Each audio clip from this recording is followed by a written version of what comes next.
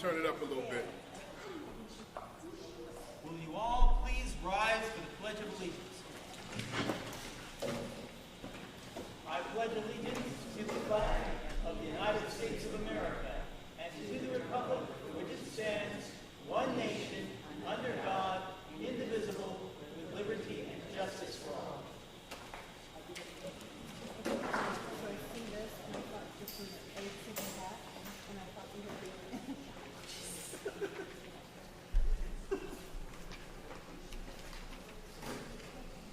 Thank you for waiting.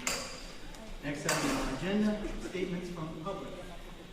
Our first speaker is Ashley Pineda.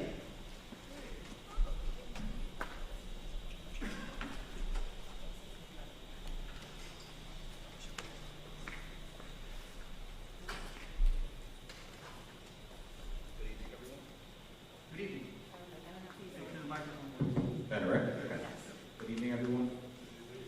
I'm going to keep my statements brief. There's a lot of folks who've been waiting for a while and anxious to make statements as well. I do have one question on the student gender identity policy, specifically relating to restrooms and locker rooms. There's a line that says that any student requesting increased privacy or other accommodation for use of bathrooms or locker rooms will be provided with a safe and adequate alternative. I did want to know, what do we mean by that?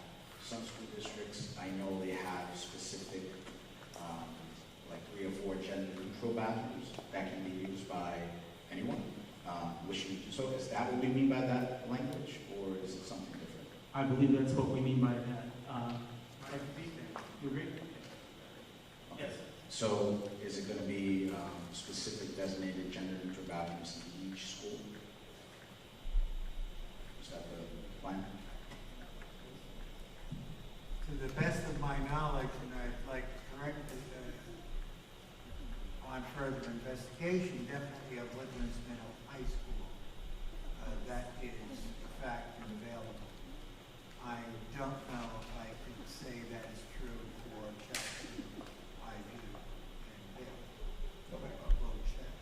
Okay. That's all I have. Thank you. Thank you.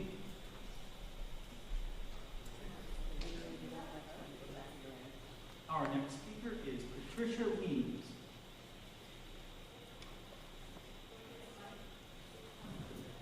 I'd just like to say first that I think we really need to consider changing the method in which we open up this meeting.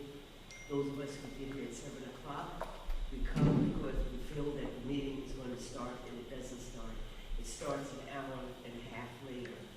I think that it would be really in the best interest to have and maintain the people who work here to stay for the meeting. People would come if they knew the meeting was going to start, and then y'all would either let us come in at 8 o'clock, 8:30, or whatever time you want to do it, not leave us sitting here for over an hour and a half. That's one. Now, I came primarily tonight to discuss the festival that took place at Solomon Schechtner School, and they invited our 4th grade students from Richard J. Bailey. While the children were there, one child had his face painted black with very large red lips. And with that, I find that was absolutely unnecessary because we should not have been there. This was a religious festival, and I don't know how it was acceptable to Mr. Valenti. I believe he's the one who's authorized the students to go from Richard J. Bailey to Solomon Schechtner. 2, where was the adult supervision? I expect children to make bad decisions, but I don't expect the adults who should have been there to permit it to happen. On top of that, who were the people? We did receive, and I want to thank Mr. Warren. He did write a letter or spoke to the principal at Solomon Schechtner, but you failed to tell me what we are doing here. We can't control what goes on at Solomon Schechtner, but we can control what goes on here in our school district. I would like to think that we're going to do further investigation of this to see why our children who are fourth graders were at Solomon Schechter with an invitation from high school students, because Solomon Schechter is a high school. And these are fourth graders, and they were there supposedly for a celebrative part of the Purim Festival. Well, that Purim Festival is really political. It is also one that states that because we are celebrating, we also need to do something for those people who are less fortunate than we are. I don't find that any part of that celebration should have been done with our students. I personally feel that it was insulting and offensive, not from the children's point of view, but from the adults. I don't know what caused Mr. Valenti, I'm glad you are here today, to tell us why you would approve that.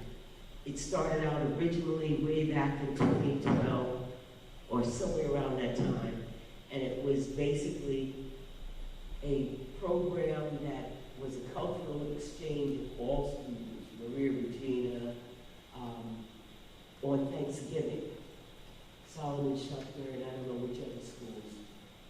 But that's different than going to one that is religious. And not only that, Solomon Schechter is a minority school. So therefore, when you tell me that one of their students painted another student's face completely black with large red lips, that I refuse to believe that somebody along the line didn't know what was going on. So the apology that we received from Eric Boosman or Bassman is irrelevant. What is relevant is that that child got on a bus coming back to Richard J. Bailey without the person who was in charge there stating that, no, you have to wash your face. I would like to know what his report was when he returned. If he came back and did not submit a report, I have a problem with that. I have a problem with the principal of the school. Thank you, Mrs. Williams. We now need to try and answer your question. Okay, I would appreciate that. So just to review, as we understand it, the part that is resolved is that there was a request by the child to make him look as much as possible like Spider-Man Venom, which is a Marvel character who is black and has a long red tongue. Is not human. So there wasn't like a racist intent to the original request.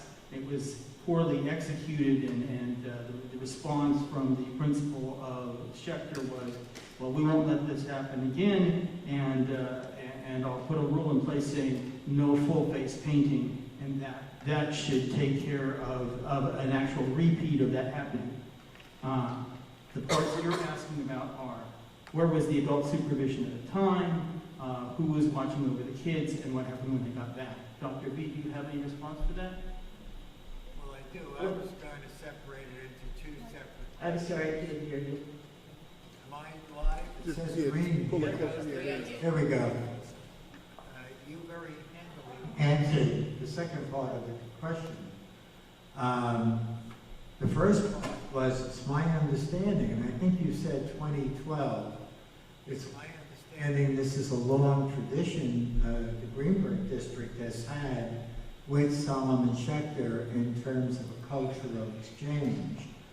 So the understanding of the school principal, the administration centrally, is that with approving this invitation to Solomon Schechter on a fairly regular basis, and that these visits have been constructive and positive for our children.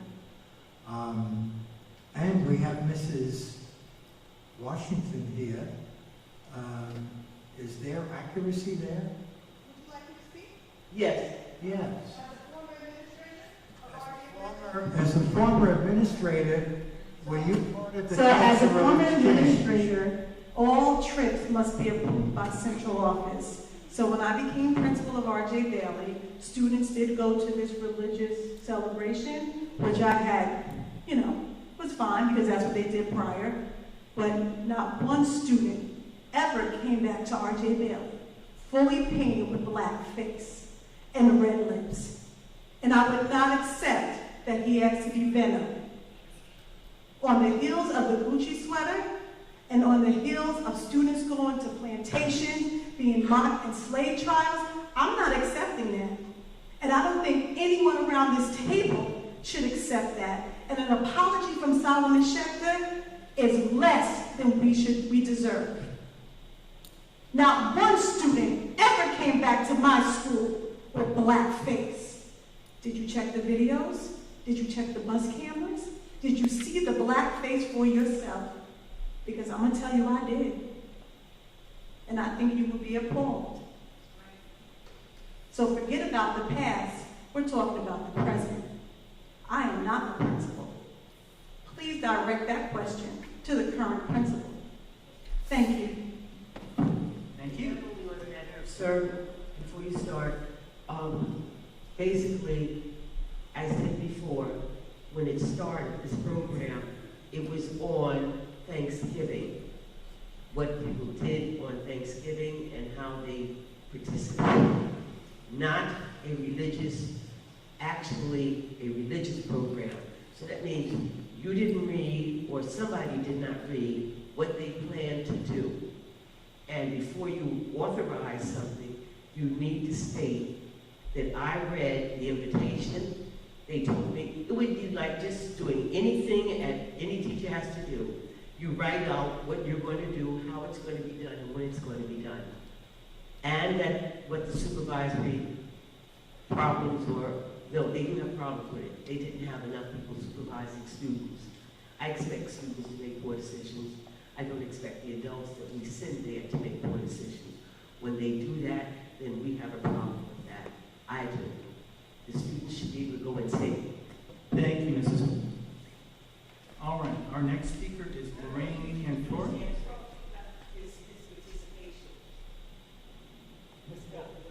We have to go back to the people and gather information before we go. All right, go ahead.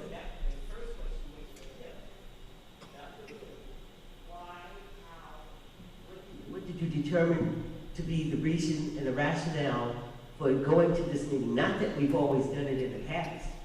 You would have to say, I read that they were going to do this specific thing on Esther, the Purim Festival, what it is and what takes place. And you did not do that? Or what? That's why I'm waiting for your answer. What No, the trip was approved as a cultural exchange, and it was, well, there was no detail that went into, this became evident after the fact, when the child returned to school. Okay, there was no explicit definition of what was going to happen, other than the cultural exchange with Solomon Schechter. But you did not ask, is what you're telling me. You did not ask anything of Solomon Schechter as to what was going to happen when our students arrived here, fourth graders, in a high school situation. You did not even look to see, and it was not even on the grid, was it? The conversation that was had with the principal was, has this been a practice in the past? And the answer is yes. And that it's something that has been done, and that we're very proud of it as a school community.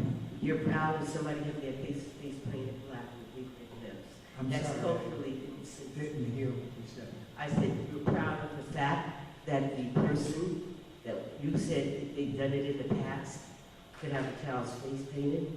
No, I'm not. That is. I think that's It's culturally insensitive is I what it is. think we need to move on. That is I think you need to let Dr. Valenti state his reasons, because I personally think I'm going to ask for his resignation for something like this to happen. That's fine. All right. Our next speaker is Lorraine Cantor. Not here? Okay. Go ahead, Cora.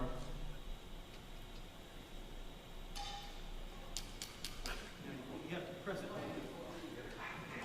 Give her a working microphone. I just want to ask you a question. This sounds unfamiliar to me. And I know as I get older, things get my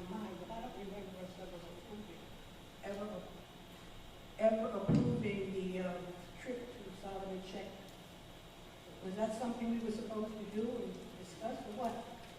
Because I don't remember. You may have done it, but I don't remember. I think trip approval depends on the distance traveled. But I would have suggested an agenda, because I always do any kind of trips from there. I always ask for an agenda to see what's going to be done anywhere, whether they go on a trip to one of the water parks, Hershey, wherever, an agenda. So My understanding of current board policy is that when you have an in-district trip, as Solomon Schechter was, or you have something within New York State, within the geographical region, that is not overnight. That is within the, not overnight. That is within the purview of the superintendent's discretion. When you are going overnight, that is brought to the board for their approval. Okay. Or when you are going out of state, or obviously out of country. I just asked the question because I would say that as a parent, I would want to know where my child is going. I would, as a board member, I would like to know in case Mrs. Joe Blow asked me if I knew about a situation. It's like, I didn't know, about the blackface. I didn't know about the blackface and lips. And I was really kind of taken aback right now. I think we all were. I know that my investigation revealed that Shipa Rossi, the Bailey principal, alerted Dr. Chase as to the situation. It happened on a Thursday. On Friday, Shipa and I had communicated, and there were further communications. This is going in and out, I'm sorry. And there were further communications with the headmaster, and they were very apologetic. That doesn't condone what happened. That doesn't suggest in any way it was appropriate. And this could cast a very serious pall upon our further engaging in these types of cultural exchanges. Well, I think from now on that this should be something that comes before the board so that we have information FYI. And because if it was my child that had blackface put on, big red lips, and I didn't know about it, if you knew me back in the day, you knew there would have been big trouble. Because I'm really upset. Now I don't care what people call me or how they put me on Facebook, but I'm very upset because I can imagine how that poor child must have felt when his peers, kind of like maybe said something about what he looked like. So, an apology, as Ms. Green says, is far from Doesn't do it. Thank you. Thank you. It's not that what you're going to do, it's what we don't do. If I had known about it, I would ask for an agenda. And if the agenda didn't have the boys wanting to have, that we're going to have a black child and black face with red lips. That's not going to appear on any trip approval, I believe me. I didn't say it was, but I said if I didn't see it, it happened. All hell would go loose. That's all I'm saying. Okay? All right. Our next speaker then would be Kiana Washington.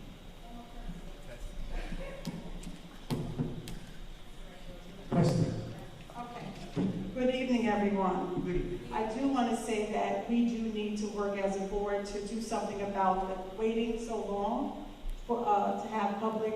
We do need to change it. We talked about it a long time, Mr. Warner. We talked about it, I remember last year when a lot of people came out in May for the former principal. They talked about it then, and we haven't changed. It's a year later, and it still hasn't changed. So we do need to do something, and we need to take some action. So I'm suggesting to the board to please take action on the time that we have to wait to publicly speak. Thank you. Number two, I'm also going to bring up the blackface because that was one of my questions. I did email and I never received any correspondence back from the Board of Education to let me know what happened. I'm the one that brought it up to you because I did get a call because staff members were very upset. It was a Caucasian student who had the blackface and they didn't know how to handle it.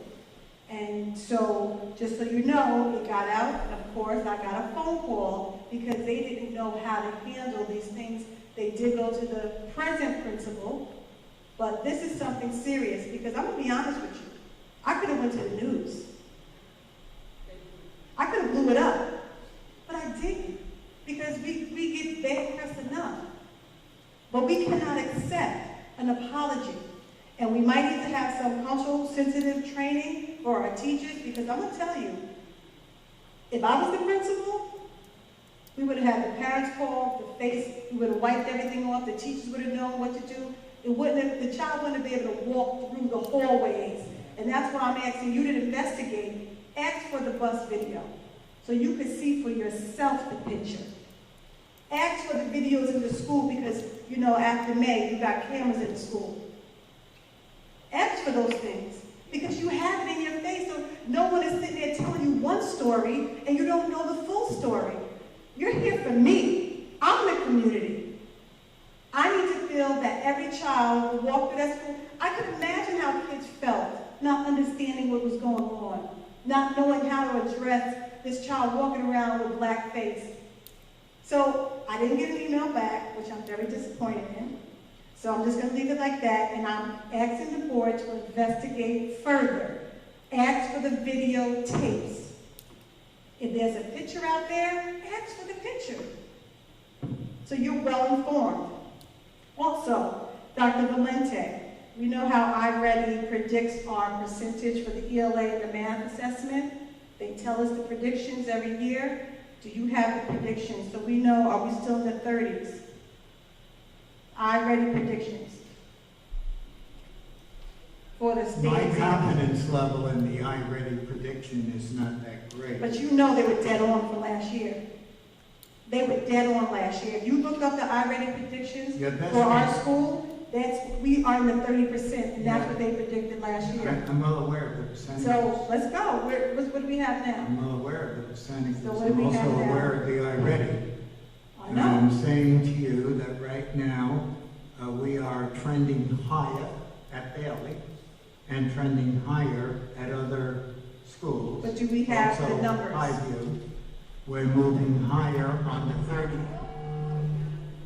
Do we have the iReady numbers is the question. And, because you said you don't have the confidence, We're I know trending for a towards- fact, We're trending I know for a towards fact, 40%. as a former administrator, that this initiative came from Dr. Tahira Dupree Chase. She brought iReady to Greenburgh. So I don't know about your confidence, but the superintendent of the school had confidence in this program. This was her initiative. Right? Because we I'm went not on, here- her and I, we went on professional development, and we did workshops.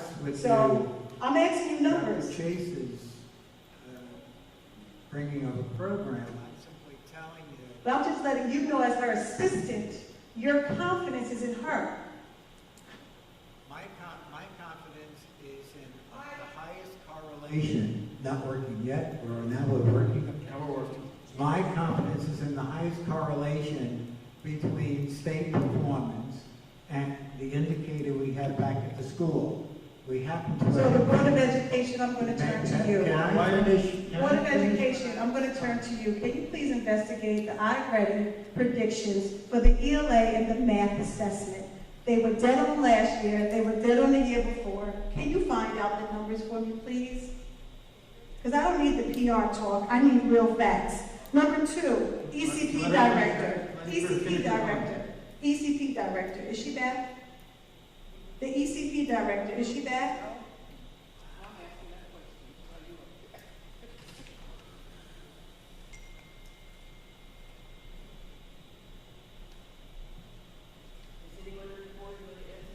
No, she's not back.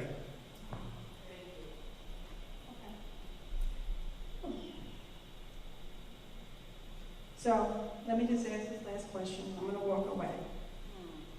Because this is pretty sad tonight. The bond failed. What are our next steps? What happens if the budget fails? And I'm Okay, done. thank you. Do we have an answer? So, waiting so long about changing the time we speak, the problem seems to be that we honor kids for various things. So tonight, what we did was we honored the kids who were in in the musical Greenburgh. And that meant that we didn't go into executive session until much later than 7 p.m. So the people who are accustomed to coming back out at 8 o'clock and being ready for us there waited longer. That's a problem. We could possibly do public input before we go into closed session. If you think that is a possibility. I think that might help some of your executive session also. This is just a suggestion. All right, so that's a suggestion. Mhm. Before session. All right, thank you on that. Blackface incident. So basically, we have a request for pictures to see if things are as. Can you hear me now? Something's going on. Can you hear me now? No. Whoever's not talking, turn your mic off. Hello. There we go. Okay, some kind of echo cancellation. All right, so that's a suggestion. So we have to get more information. That's what you're telling me. An apology is not good enough. We need to go further. We need to possibly not do it next year, et cetera, et cetera. Right. How are we looking at our staff and helping them? Cultural sensitivity with our own, training with our administrators, even our central office administrators. 3, iReady, ELA, and math. Right. You have to investigate Okay, that. You so don't what have needs to- to, yes, so this dovetails back in with the bond. We need to schedule a retreat, and normally it's going to take several hours to fully vet out the scores for the year. Tonight, if you notice our agenda, we've been debating our goals periodically over the course of the year, and pass this agenda, then we'll go back and look at all the goals, including iReady, and the numbers there, and we should at least have, I believe we have 1 and 2. We don't have 3 yet. We don't have the 3rd. When is your retreat? We have to reschedule. Is it in May? We have to reschedule our retreat. So Not that in May. needs to happen. Because you literally can look on the iReady dashboard and look up the proficiency predictions. You don't have to wait for a retreat. That's something that the community, we actually pay for that. So what I'm saying to you, I know you want to vet it, but it tells you the ELA scores for the district will be 40%.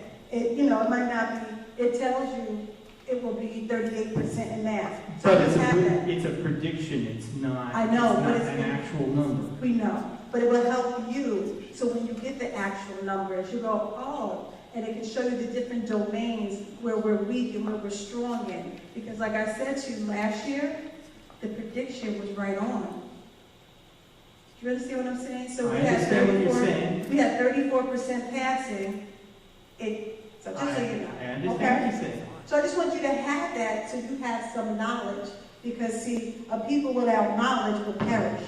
So we have to stop dying here in Greenburgh and continue to get knowledge so we could do better for our students. We can't have people just coming into this district that they don't really care and they're not really vested and they're getting extra money on top of retirement. Like enough is enough of that. So we need to care about our students as a board. Start vetting who we hire. Stop just letting anyone come in. Number 4. But I got you. Is the ECP director back? Yeah, you Obviously, I said can't no. really comment on that. But you beyond can't saying- say yes or no. Yes, we have said that. Right, thank you. She's not back. Thank She's you. not back. Number 5, the bond failed. What happens if the budget fails? Then we go back for a second round of budget. Hello. Mr. Warner, 2 observations before we move on. I was trying to explain earlier that we now have level literacy on the Font Centennial, which is a much better predictor of how our students will perform at each grade level. And that we take that data together with iReady data and other information from the writing program that we have, and as a composite, we're making estimates as to how our students will be doing on the state tests. The second observation, unless you want to make it, is that The budget has been proposed by the superintendent and approved by the board, which is under the 2% cap. I think that's a very important statement to be made again and again. And any community member would understand that the board has done its level best to stay within the state constraints and still provide wonderful programs for our children. And that would certainly be, I would hope, a positive sign for the community. And the final question was, the bond has failed. What are our next steps? Our next step is to put together a more comprehensive survey and find out what people out in the community are willing to do in terms of moving forward. So that's the lighted path at this point. Thank you. Our next speaker is Carol Allen.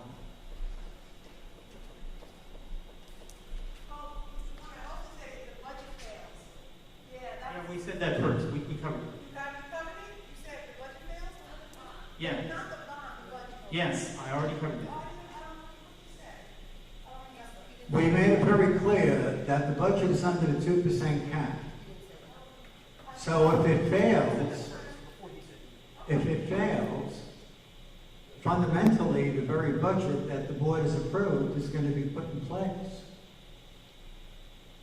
So if it fails, it's still supposed to fail.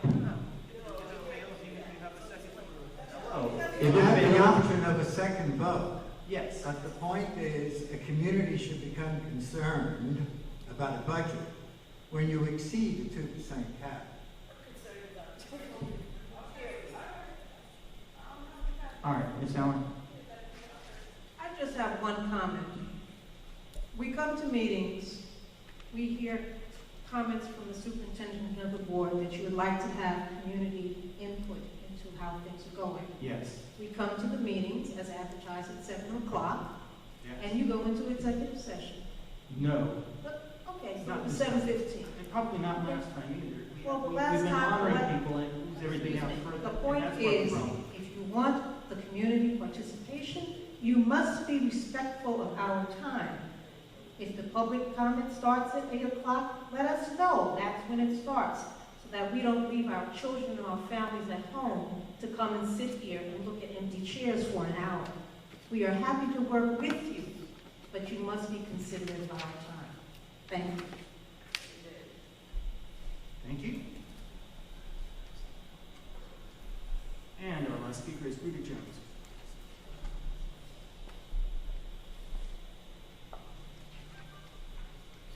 Good evening.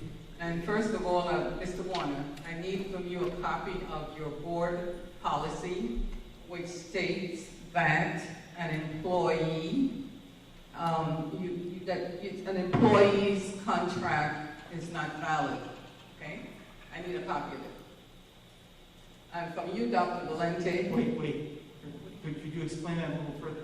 Okay, I'll explain as I speak to Dr. Valente. You have been in education for a long time, and I'm really surprised at you. Perhaps it's my age, but I have never known that a board policy can override a contract. Contract is a legal document that you can't override. No board policy can override a contract, none. And when you say to an employee that the board has a contract, a policy, and they don't care that an employee, whether they're absent or not, and the reasons they're absent, that is nonsense. What kind of board do we have? And first of all, why would a person bring in doctor's notes if the board doesn't care? What kind of board do we have? Then we need to get rid of the board. But I am disgusted with the deceptions in this district, and it's all a bunch of trickery. Does the board ever wonder why there are no union reps coming up to this podium? I mean, the only time we saw a union person was when Mrs. Washington had a group here. Then Bailey came in and stood behind her. Other than that, we never see any of the union people coming here. And the board ever questioned that? Have you looked at it and said why? You think they just don't want to come?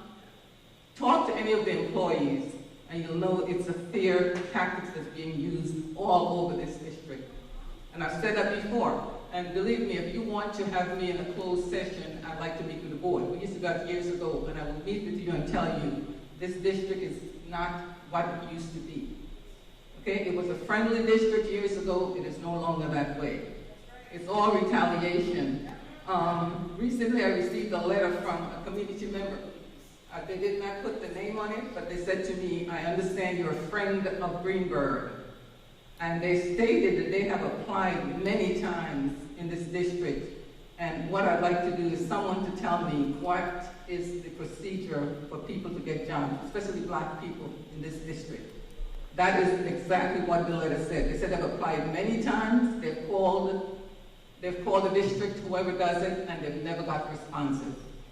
And I want an answer tonight.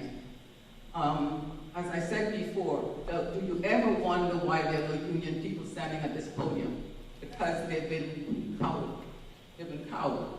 They cannot come and stand up because if they do, it's retaliation, and that's what's going on. For me, it doesn't matter. And for mine and anybody in life, it doesn't matter. You cannot take away what we have. Okay, the other thing I was going to ask, Ms. Washington asked a question. How long does it take for you to investigate issues? The early childhood has been without a leader, and the other lady that's with her. And I know this because I called in December to try to get some information. I couldn't get a soul to answer. I finally got a nurse who gave me some information. I finally had to stop by the school itself. Now, who is running the early childhood? That's another question I'd like to know. How long does it take for you to investigate something? And how long do we, taxpayers, have to pay people to stay at home? And have you ever looked at how many people are being sent home and home duty? And there will be retaliation, but nobody can retaliate against me. Okay? I think I have,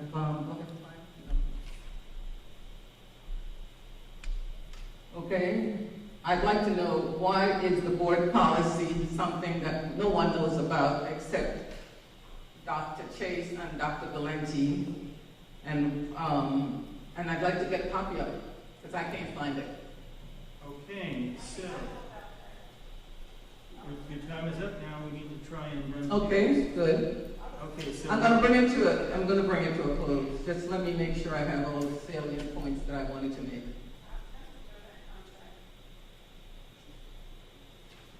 So, I'm trying to get context here. You may have to ask some leading questions, or you may understand this better than I do. Her first question was, do we need can you show me a copy of a Yes, board I'd like a policy copy. that's supposed to render a contract not valid? Do you have That's any right. knowledge of what that? First of all of our board policies are available online. Is That one is not. Well, now which one are you referring to? The one that says that an employee cannot take but so many days off. You're asking a question regarding the number of days that an employee can be absent in general? In particular, general. That is driven contractually. You would go to the teacher contract or Teacher's contract says one thing and you and Dr. Chase are saying a different thing. About what? About how many days someone can take off. Are you referencing eligibility for tenure? Yes. That is a specific item. You're not referencing number of sick days or personal business days in general. No, I think it's all trickery. Okay? No, It's all well, trickery. It's all a matter of getting back and getting even. Okay, and I'll tell you that much. Well. It's getting back and getting even. But it will get back to you too eventually. I think Mrs. Jones' question, for the sake of the board, is, does the board have a specific regulation with respect to granting tenure to an individual after 3 or 4 years of probation? And is there an expectation that they not exceed a certain number of days absent? That is the specific question she is No, asking. no, I said there's a policy. That's the statement you and Dr. Chase made, that there was a policy. I'd like to see the policy. I never said there's a policy. Yes, you did. I said Unwritten there's a policy. regulation. You said unwritten policy. Okay, so we're not going to find the policies, that's what I'm hearing? Okay, so that's a lie. I'm not lying. I don't subscribe to unwritten policies. To answer your question, Mr. Jones, Mhm. in the hierarchy of how you address a specific question, you start with education law, that trumps everything. You go to commissioners' regulations, then you go to contracts, then board policy is subservient to that. Let me finish. Okay. Then you go to past practice. That is the hierarchy and the ladder of resolving legal issues. Legal issue of The contract. board has a right to set up a No, regulation. well, what has the board set up? What has the board set up? The board, you want to poll the board? I want to know what they set up, Well, because the board nobody knows has, the it. board has many regulations, so you have to It's get okay. specific. It's okay, it's a joke. But anyway, I must say, you said there's a policy, and there is no policy, okay? There is none. And so I'd like the board to tell me what their policy is. Mr. Warner, you're the president. What's your policy? I know of no policy that Thank tells you. me an exact number of days that define the maximum. So I don't think we're going to find that. I will do a search for it, but I don't Then think you I'll should find it. tell Dr. Chase and Dr. Valente. They are not uninformed. They said there is a policy. I will look. There is an education committee. Okay. How long to investigate issues? It varies. If there's a set of issues and you get through it, and another set of issues comes up, then the clock may start over again. But I can't go into specifics. Okay, but you'll give me an answer? Because if you don't have a policy, I'm not clear why we've been told that. And It's all retaliation. And then the other question is, who is running the early childhood program? Yeah, who is, really?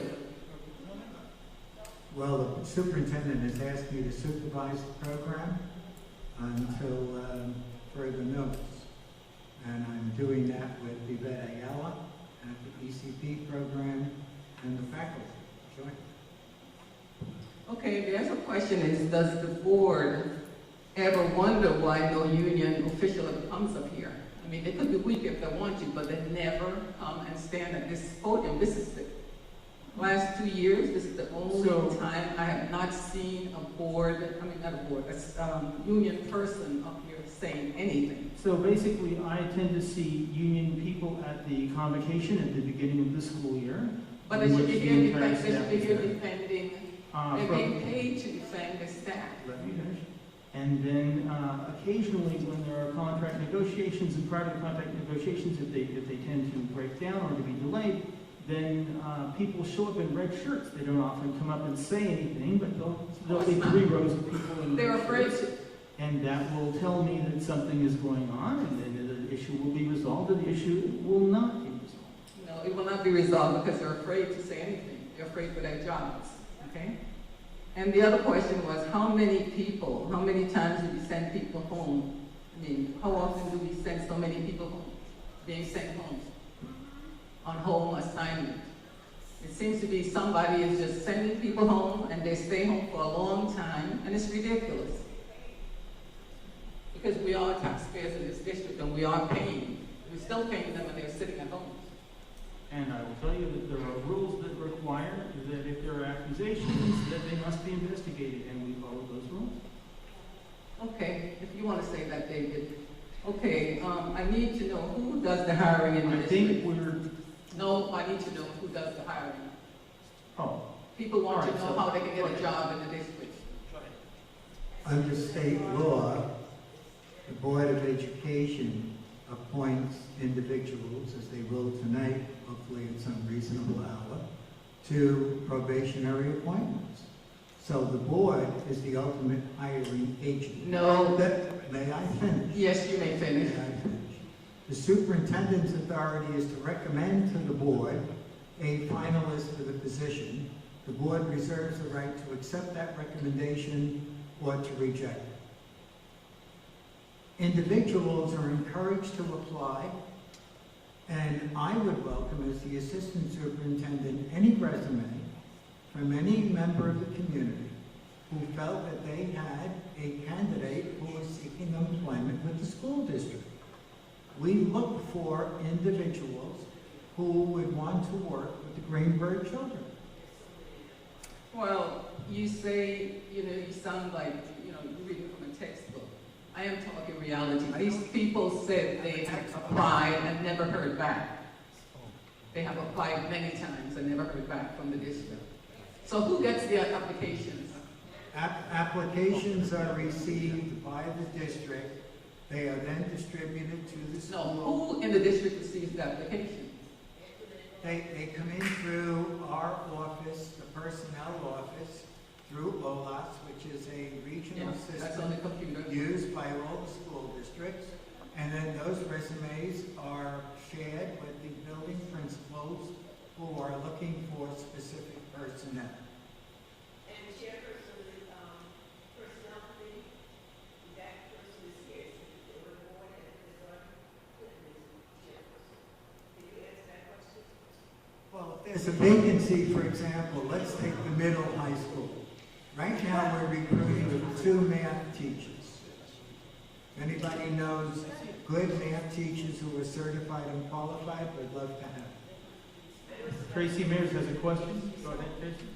Doesn't it depend on what type of job it is?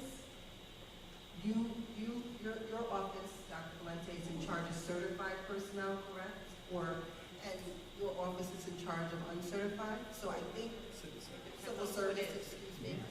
So I think maybe you could start explaining that way, that you both, meaning Mary O'Neill and Dr. Valente, could both. He's covering. Huh? He's covering.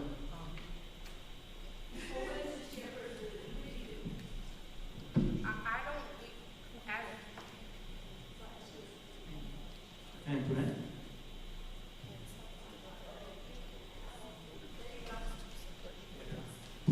As the chairperson, I don't receive any resume or any items of that matter.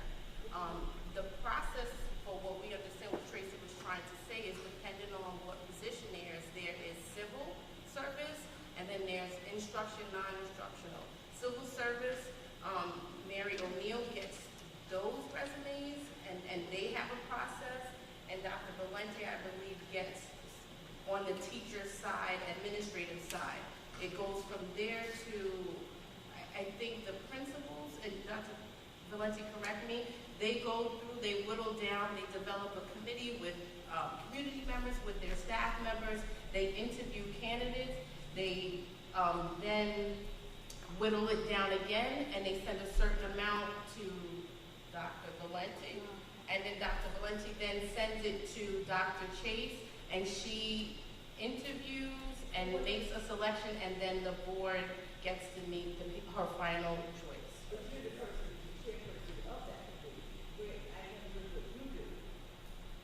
As far as any hirings, our committee does not make any reviews of applications, of resumes ahead of time, other than when we are a full board and recommendations are being made, we will see a resume at that time. But as far as our committee, no, we do not receive applications or resumes prior to the whole board, and the whole board doesn't see applications at that point either. I need to ask a point of question. Mary O'Neill, what do you do? Okay. Is this working? Okay, so for the civil service, depending on the job title, and I'll give 2 examples.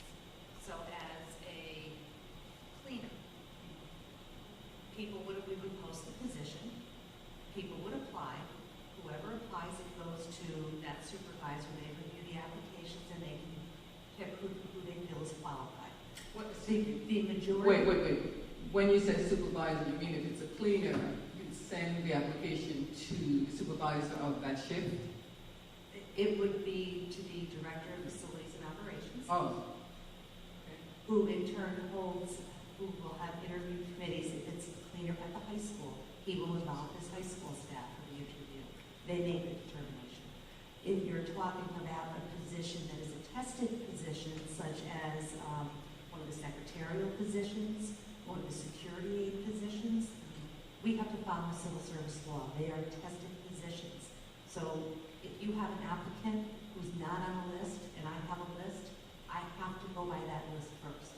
No matter how good your applicant is, we must go by civil service list and pick the top 3 candidates. Okay. If for some reason we can break the list, then we can hire who the best candidate is. Then they go on what we call provisional, until such time as they take it past and are reachable on that list. So you do civil service. Yes. Dr. Valenti, you do the interviewing for staff, teachers. Administrators, teachers, teaching assistants, teacher aides, and servants are over on Mary's side. Oh, just give me 30 seconds. We need to have the TAs back in the classroom for the younger kids. And because you have state-driven tests, we used to have before school and after school programs to help our children. And we need badly to help the children who need help. There are a lot of children in this district who need the help. If they're going to pass these tests, you must have programs to help them. Thank you, Mrs. Because my granddaughter's in White Plains, and they have help there. I mean, if you can't pay for tutoring, then there is help. But you should have help here for these children. And I think the government gives us money to help these children. So we should really pour the money into helping these children. So that's what the board should be looking into. Thank you. I agree with you wholeheartedly. We now have Regents prep classes taking place at the high school. All the way up and down. All right. That concludes public input.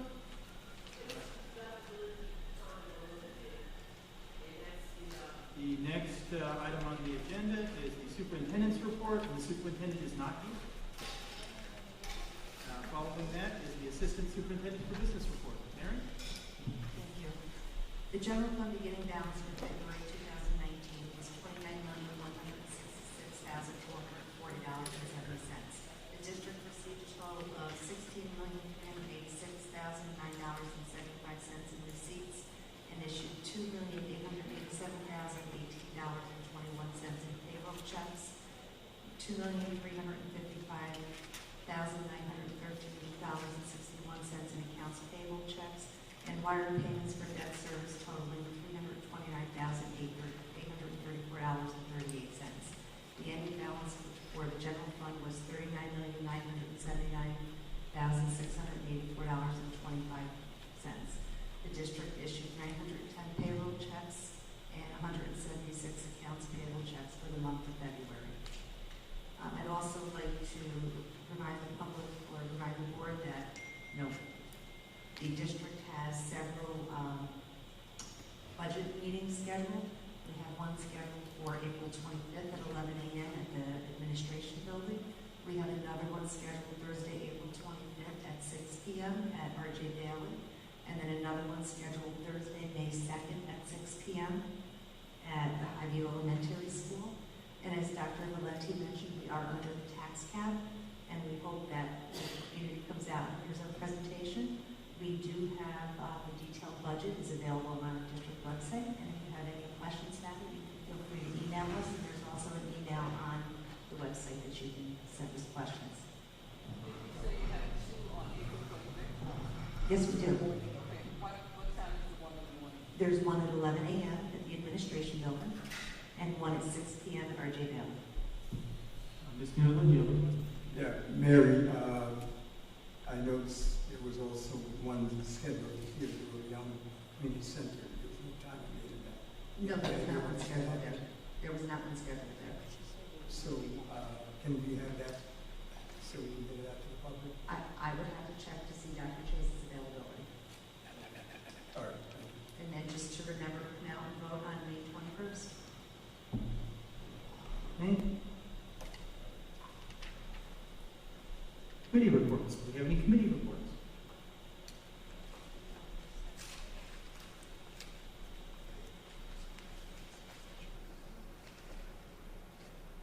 No, I have several announcements. The nominating petitions are in. The deadline was the 22nd, as yesterday. The following individuals are running for the school board: Melena Din, Tanya Dragic, Brigetta Griffith-Bullock, Lloyd Newland, Ashley Pineda, and David Warner. Board members typically serve 3-year terms, starting from the reorganization meeting in July. The candidate with the third highest number of votes of the 3 openings will fill Claudia Glazer's unexpired term and will take office on May 22nd, immediately after the vote, and that will go through to the following year's July reorg meeting. There is no regular CEC meeting this month. I did come up with a list of upcoming events. Tomorrow morning, Wednesday, 4/24, is the Community Engagement Committee / Superintendent's Breakfast at the Mansion from 9:30 a.m. to 11 a.m. The superintendent, staff, and principals provide the latest information on district programs. Bring your questions, network, and be ready to eat. All are welcome. We already talked about the budget presentations. This coming Saturday at 4/27 is the Greenburgh Taste-Off at the Woodlands Gymnasium from 12 to 3 p.m. Vote for best chili, dessert, ribs, and wings. Visit with businesses, friends, and the community. Win at the Penny Social and the silent auction items, and honor GCSD staff. Tickets are available at eventbrite.com. Eventbrite.com. Enter the keywords Greenburgh Taste. 5/1, May 1st, PTA Council Candidates Night at Woodlands, right here at 6:30 p.m. Board of Education candidates speak and answer questions regarding the district. It'll be recorded for broadcast on cable channels 33 to 77, and it will play again and again in the loop until the budget vote. 5/2, we already talked about a budget presentation. May 6th is a fiscal planning committee meeting at the Mansion at 4:30 p.m. May 7th is the board work session and budget hearing at Woodlands at 6:30 p.m. May 9th, the Student Art Gallery opening at the Greenburgh Town Hall from 6 to 8 p.m. We have art from students from kindergarten all the way up to 12th grade on display. You'll meet some of the artists, and you'll have some live student performances, usually a band, sometimes a choir, and refreshments. May 21st is the budget vote and school board election, as we've already mentioned. Woodlands High School Gymnasium. Polls are open from 7 a.m. to 9 p.m. June 14th, 2019, the PTA Council Evening of Elegance and Recognition. That will be at 7 p.m. at the Doubletree Inn in Terrytown. Celebrate the year and honor Mr. Roberts, Mrs. Duggan, Mr. Lance, Ms. Weinberg, Mr. Kennedy, Mr. Deniston, Anish Avasti, who's our Woodlands High School valedictorian, Ivy Krause, Ms. McKee, Westchester Lynx, and Trustee Lloyd Newland. For tickets, contact your PTA unit or talk to Mrs. Spells. That's mrs.spells13@outlook.com.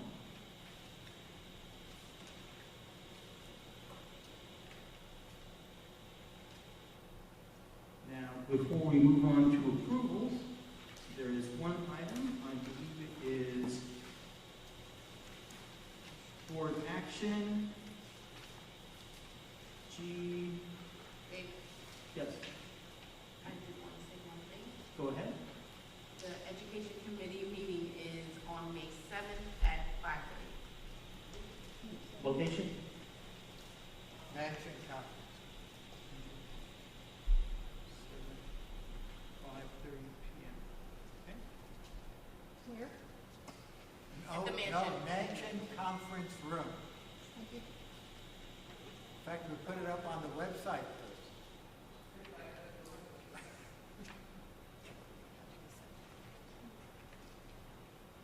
And Ivy, here we go. Item 6, under board action. That would be page 9 of 19. Designation or appointment of election chairperson. Be it resolved that the Board of Education, pursuant to section 20252 of the New York State Education Law, hereby appoints a person to serve as an election chairperson for the annual district meeting to be held on May 21st, 2019. And there's a second blank for a backup. Now, normally the election chairperson is either the board president or the board vice president. However, in this case, the board president and vice president are both candidates. So we can't really be responsible for counting our own votes or recording the counts of our own votes. So we need 2 volunteers from the Board of Education to fill these 2 blanks. David, I have a question. Yes. Must the person be there the entire time from 7 a.m. till 10 p.m.? No. The person is required to come in somewhat before the 7 a.m. time and come back close at about 8:45. Okay, so I'll volunteer for 1 of the 2 people. All right, so Tracy Mears. Do we have a second volunteer? Yes. Jeff Barnes. All right. Very good. And Ivy Krause can provide further details, but basically you have to open the polls at the beginning, close the polls at the end, and you have the privilege of reporting the results of the election. All right. Having filled that in. Approvals. Do I hear a motion to approve the instructional personnel items presented to the board for approval this evening? Do I hear a second? Second. All in favor? Opposed? Abstentions? Motion carries. Non-instructional personnel items. Do I hear a motion to approve the non-instructional personnel items presented to the board for approval this evening? Do I hear a second? Second. All in favor? Aye. Those opposed? Abstentions? Motion carries. Board action items. Do I hear a motion to approve the board action items presented to the board for approval this evening? So moved. Do I hear a second? Second. All in favor? Aye. Those opposed? Abstentions? Motion carries. Finance items. Do I hear a motion to approve the finance items presented to the board for approval this evening? So moved. Do I hear a second? Second. All in favor? Aye. Those opposed? Abstentions? Business items. Do I hear a motion to approve the business items presented to the board for approval this evening? So moved. Do I hear a second? Second. All in favor? Aye. Those opposed? Abstentions? Motion carries. Student services items. Do I hear a motion to approve the student services items presented to the board for approval this evening? So moved. Do I hear a second? Second. All in favor? Aye. Those opposed? Abstentions? Motion carries.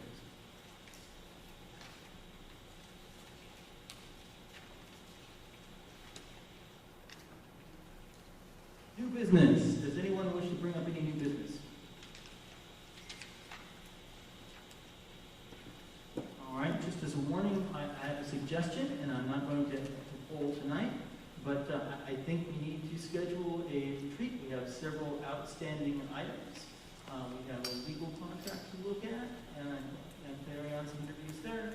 We also have now that we have goals, we need to take a look at our progress in meeting those goals so far, and we'll put together an agenda for that, and we're going to need to find out when people are available, so we'll be in touch.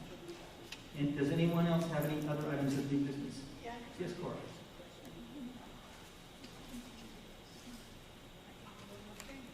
Right on the push. There you go. We talked earlier about the many vendors that we seem to hire to do certain jobs in the district. I would like to make a suggestion that we sit down and go over all of these vendors at one time and actually find out if they're all needed. Because these are just a few of the ones that we approve throughout the year. Many, many. And I want to just for us to sit down and look at some of these vendors to see if they're actually providing the type of programs that they're supposed to be in our district for our children.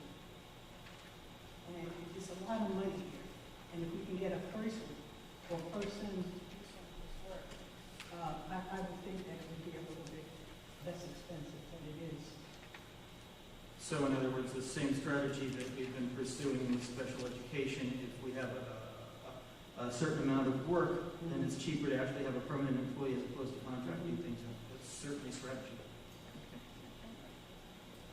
Other new business? Do I hear a motion to adjourn? Do I hear a second? All in favor? Aye. Those opposed? We are adjourned. Thank you.